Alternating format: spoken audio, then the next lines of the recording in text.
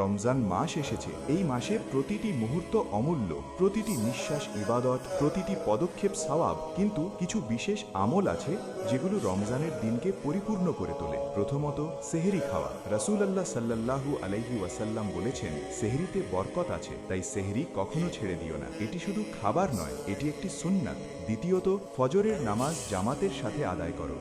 রমজানের ফজর যে পড়ে সে যেন সারা রাত ইবাদত করার সওয়াব পায়। তৃতীয়ত, দিনের বেলা বেশি বেশি কোরআন তেলাওয়াত করো। রমজান হলো কোরআনের মাস।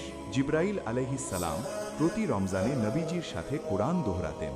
তুমিও প্রতিদিন কমপক্ষে এক পারা তেলাওয়াতের চেষ্টা করো। চতুর্থত, বেশি বেশি ইস্তেগফার ও তাসবিহ পড়ো।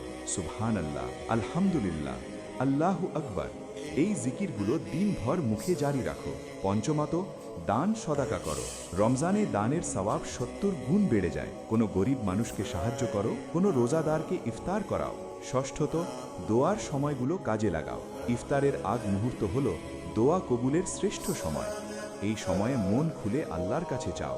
রমজানের প্রতিটি দিন একটি সুযোগ, এই সুযোগ নষ্ট করো না। আল্লাহ আমাদের সঠিকভাবে রমজানের আমল করার তৌফিক দান করুন। আমিন।